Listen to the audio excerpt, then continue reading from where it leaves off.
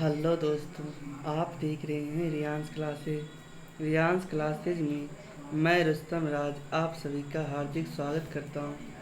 आज मैं आपके लिए 17 मई 2024 का दैनिक समसामयिकी जो सभी प्रतियोगी परीक्षाओं के लिए महत्वपूर्ण है वो प्रश्न आपके लिए लाया हूं।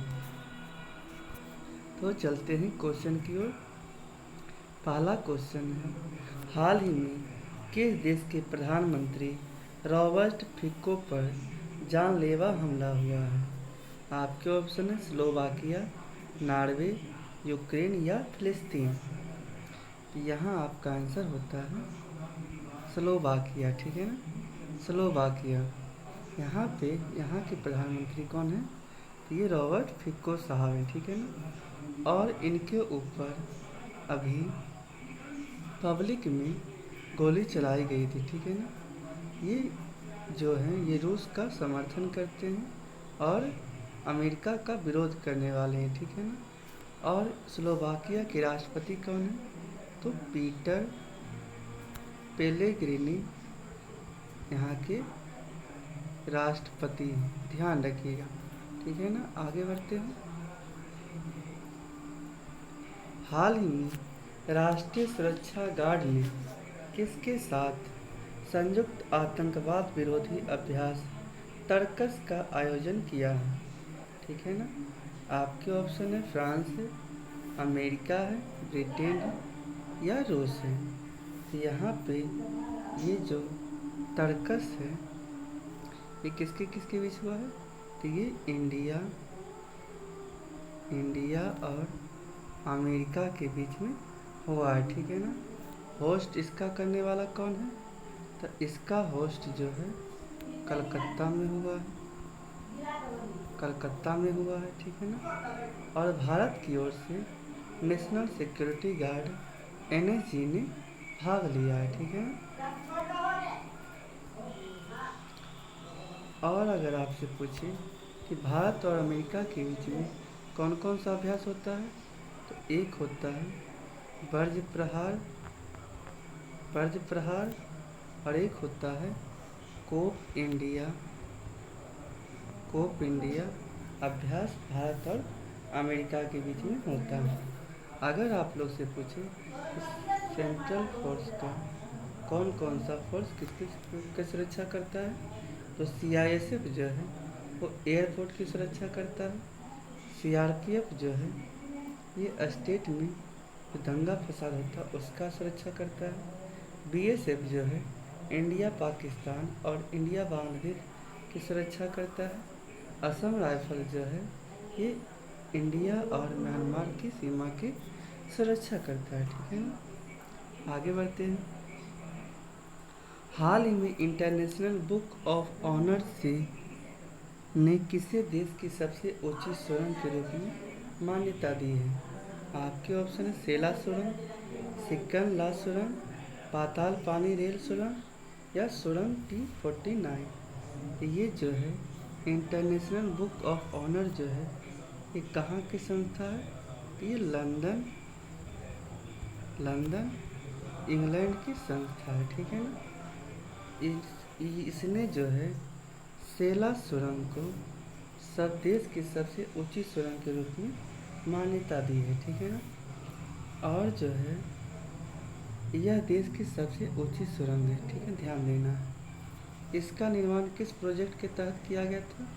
तो इसका निर्माण प्रोजेक्ट प्रवर्तक के द्वारा किया गया था, ठीक है। इसकी लंबाई 2.61 किलोमीटर है और ऊंचाई 13,000 फीट है, ध्यान देना है, ठीक है ना। अगर आपसे पूछे कि सेला सुरंग कहाँ है, तो ये अरुणाचल प्रदेश में है। कहाँ है? तो अरुणाचल प्रदेश में है, ठीक है ना। ये पश्चिमी कोमनी जगह की ये है। आगे बढ़ते हैं। बोमडिला दर्रा कहाँ है? तो ये बोमडिला दर्रा और दिफू दर्रा ये दोनों कहाँ हैं? तो ये अरुणाचल प्रदेश में है, ठीक है ना। अरुणाचल प्रदेश में ये दोनों हैं, ध्यान देना है। आगे बढ़ते हैं। सिपकिला दर्रा कहाँ है? तो सिपकिला दर्रा हिमाचल प्रदेश में है। आगे देखते हैं। तेजू दर्रा कहाँ है? तेजू दर्रा मणिपुर में है। ठीक है ना, मणिपुर में है। आगे बढ़ते हैं। नामदफा राष्ट्रीय उद्यान, नामदफा राष्ट्रीय उद्यान और मौलिक राष्ट्रीय उद्यान, ये दोनों अरुणाचल प्रदेश में, ठीक है ना, ये दोनों अरुणाचल प्रदेश में है, ध्यान देना है। आगे बढ़ते हैं। पाके टाइगर रिजर्व भी कहाँ है? तो ये भी अरुणाचल प्रदेश में ही है। पाके टाइगर रिजर्व कहाँ है? तो अरुणाचल प्रदेश में ही है।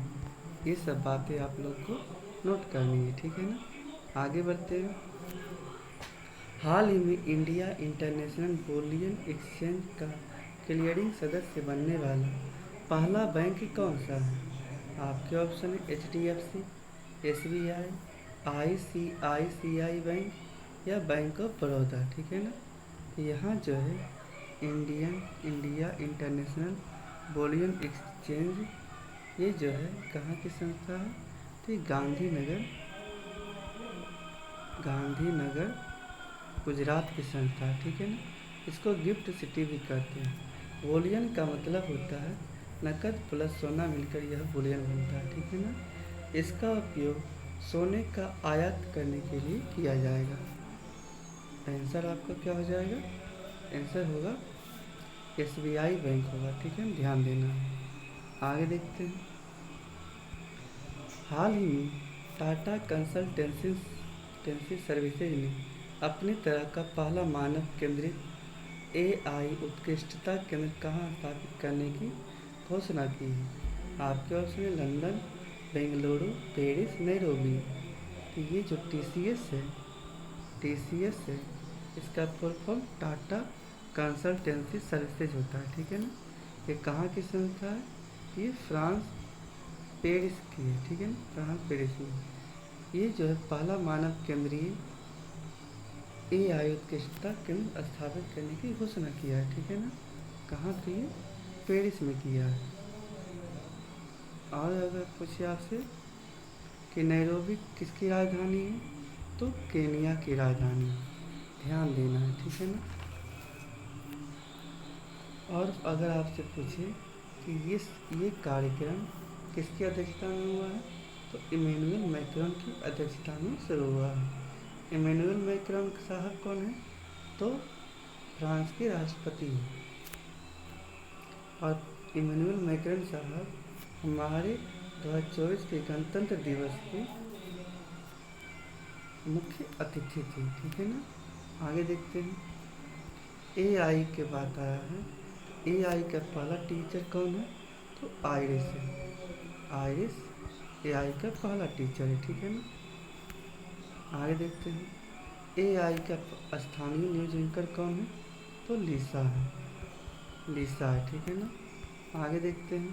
पहला AI राजदूत कौन है? तो यूक्रेन की विक्टोरिया जो है AI राजदूत है, ठीक है ना। आगे देखते हैं। पहला AI फिल्म कौन सा है? तो ये इरा है, ठीक है ना, इरा है। आगे देखते हैं। पहला AI सॉफ्टवेयर इंजीनियर कौन है? तो ये देविका है। आगे बढ़ते हैं। हाल ही में सेवानिवृत्ति की घोषणा करने वाले सुनील छेत्री का संबंध किस खेल से है? आपके ऑप्शन है क्रिकेट, टेनिस, हॉकी या फुटबॉल।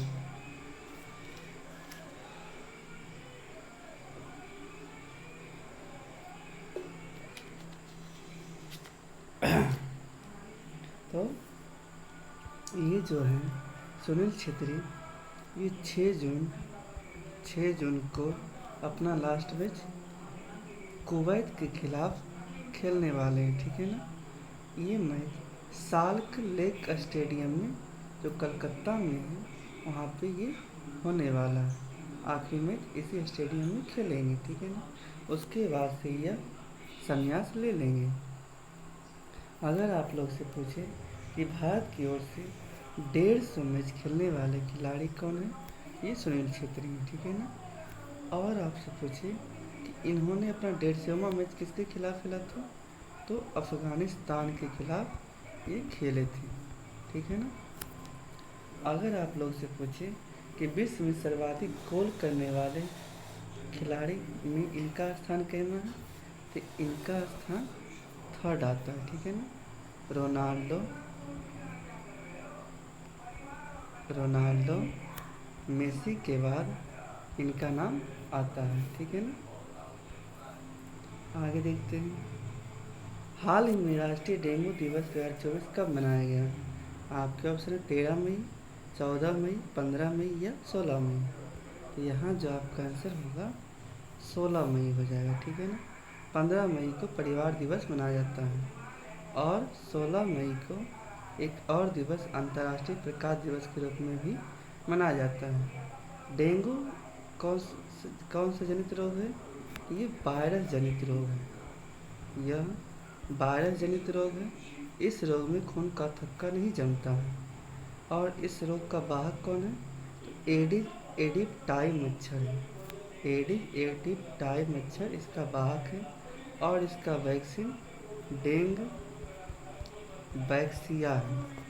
डेंग वैक्सिया इसका वैक्सीन है। आगे देखते हैं। हाल ही में भारत की सबसे बड़ी कौशल प्रतियोगिता इंडिया स्किल्स 2024 कहाँ प्रारंभ हुई है? आपके ऑप्शन है बेंगलुरु, नई दिल्ली, मुंबई या चंडीगढ़। तो यहाँ आपका आंसर होता है ये नई दिल्ली में होगा, ठीक है ना। नई दिल्ली में शुरुआत कौन किया है? तो कौशल विकास मंत्रालय ने किया है। इसमें 4 स्टेट पे फोकस किया जाएगा, जिसमें कर्नाटक, हरियाणा, उत्तर प्रदेश और गुजरात ये सब राज्य आने वाले हैं। आगे देखते हैं। हाल ही में नीरज चोपड़ा ने फेडरेशन कप में कौन सा पदक जीता है? आपके ऑप्शन है स्वर्ण, रजत, कांस्य या इनमें से कोई नहीं। तो यहाँ आपका आंसर होता है गोल्ड। इन्होंने टोक्यो ओलंपिक जो हुआ था उनमें इन्होंने 87.58 मीटर भाला फेंक कर गोल्ड मेडल जीते थे। ये काम कब हुआ था? तो ये 7 अगस्त को हुआ था, ठीक है ना। उस दिन से इस डेट को भाला फेंक दिवस के रूप में मनाया जाता है। अब की बार इन्होंने 82.27 मीटर भाला फेंके हैं, जिसके कारण इनको गोल्ड मेडल मिला है, ठीक है ना। आगे देखते हैं। हाल ही में दिवंगत गुजरात की पूर्व राज्यपाल कमला बेनीवाल का जन्म कहाँ हुआ था? आपके ऑप्शन है गुजरात, राजस्थान, हरियाणा या पंजाब।